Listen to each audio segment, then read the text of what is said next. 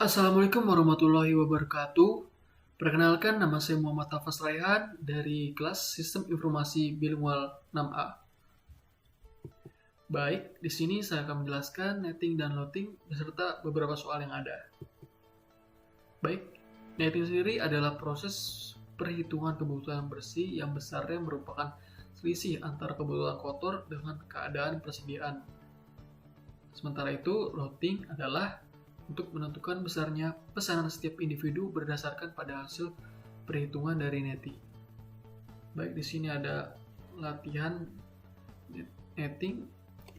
Dari peramalan diketahui bahwa permintaan independen dari pelanggan akan dilakukan pada bulan 1 sebesar 15, bulan kedua sebesar 10, bulan ketiga sebesar 40, bulan keempat sebesar 35, bulan kelima sebesar 15, bulan ke-6 sebesar 15, bulan ke-7 sebesar 5, dan bulan ke-8 sebesar 18.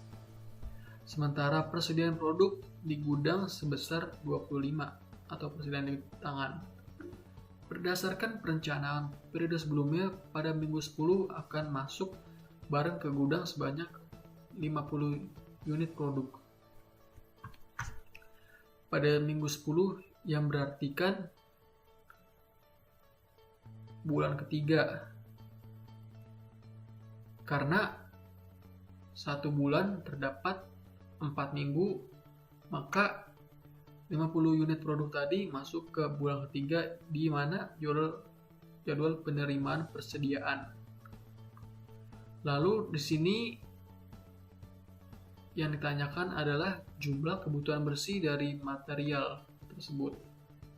Dan di sini kita memiliki persediaan di gudang sebesar 25. Lalu permintaan dari pelanggan pada bulan pertama sebesar 15. Maka dari itu 25 dikurang 15 yang menghasilkan persediaan di gudang sekarang berupa 10. Lalu pada bulan kedua permintaan pelanggan sebesar 10 dan persediaan di gudang kita sekarang 10. Maka dari itu persediaan di gudang sekarang menghasilkan angka 0. Lalu pada bulan ketiga permintaan pelanggan sebesar 40 dan seperti yang tadi pada minggu 10 kita menerima barang ke gudang sebanyak 50 unit. Maka dari itu 50 dikurang 40 yang menghasilkan persediaan di gudang 10. Dan pada bulan keempat kita memiliki permintaan dari pelanggan sebesar 35 dan kita memiliki 10 di persediaan gudang, maka karena kita kekurangan 25, maka dari itu kita masukkan 25 di kebutuhan bersih. Lalu pada bulan kelima kita memiliki permintaan pelanggan sebesar 15. Sementara itu di persediaan di gudang kita masih 0, maka dari itu kita memasukkan 15 di kebutuhan bersih. Lalu langsung ke bulan ke-8 di mana permintaan pelanggan sebesar 18 dan persediaan gudang kita masih 0, maka dari itu kebutuhan bersih ya di bulan ke-8 berupa 18. Lalu jumlah kebutuhan bersih yang mana 25 ditambah 15 tambah 15 tambah 5 tambah 18 yang mana menghasilkan 78.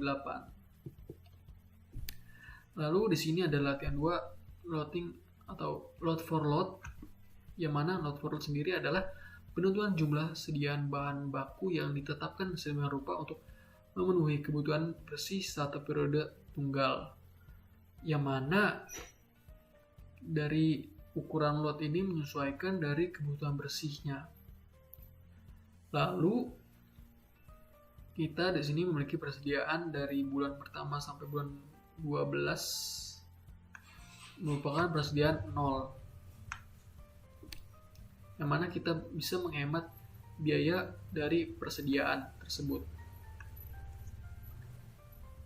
Lalu dari pertanyaan selanjutnya adalah loading.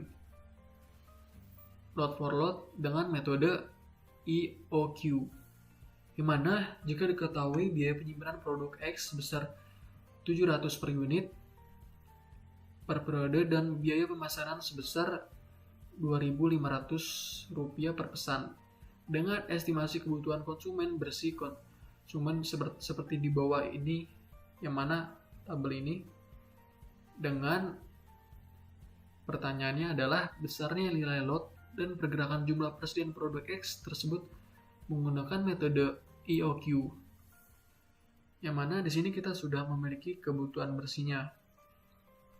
Lalu di sini yang ditanyakan adalah ukuran lot, yang mana kita bisa menggunakan rumus akar 2DK dibagi H, atau D sendiri adalah jumlah kebutuhan bersih dan K sendiri adalah biaya pemesanan dan H adalah biaya penyimpanan produk. Maka dari itu akar 2 dikali 324 dikali 2.500 dibagi 700, yang mana menghasilkan 48 lot. Maka dari itu, dari bulan pertama kita terdapat kebutuhan bersihnya 30. Lalu pada ukuran lot sendiri kita memiliki 48. Maka dari itu 48 dikurang 30, yang mana menghasilkan persediaan kita sekarang 18. Lalu pada bulan kedua kebutuhan bersihnya 24 serta persediaan kita sekarang 18. Karena kita tidak bisa memenuhi ukuran lot, karena persediaan tidak bisa memenuhi ukuran lot, maka dari itu kita memesan lot lagi sebesar 48, yang mana sekarang menghasilkan persediaan 42. Lalu pada bulan ketiga kebutuhan bersihnya 0, karena masih sama, berarti persediaan kita masih sama dengan angka tadi, yaitu 42.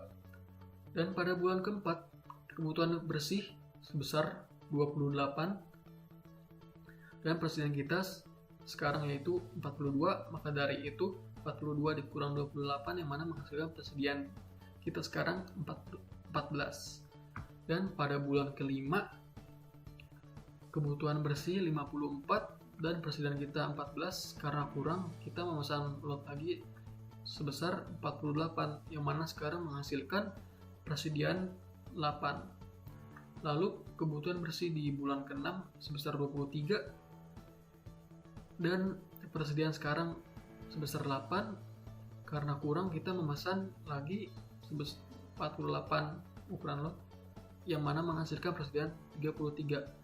Sampai di bulan 12 kita memiliki kebutuhan dari kebutuhan bersih 40 dan persediaan kita 4, maka dari itu kita memesan lot lagi sebesar 48, maka yang menghasilkan persediaan yaitu 12.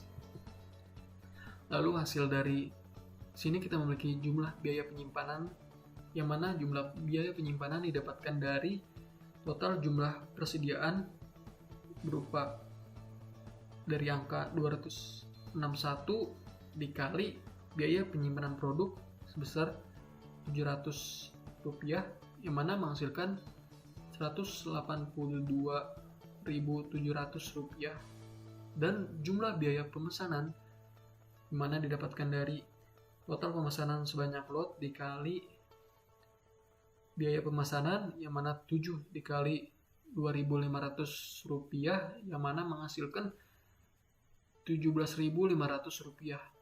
Lalu total biaya yang mana didapatkan dari jumlah biaya pemesanan ditambah jumlah biaya pemesanan dari 182.700 ditambah Rp17.500, yang mana menghasilkan Rp200.200. Baik, sekian penjelasan dari saya. Mohon maaf jika ada kesalahan. Wassalamualaikum warahmatullahi wabarakatuh.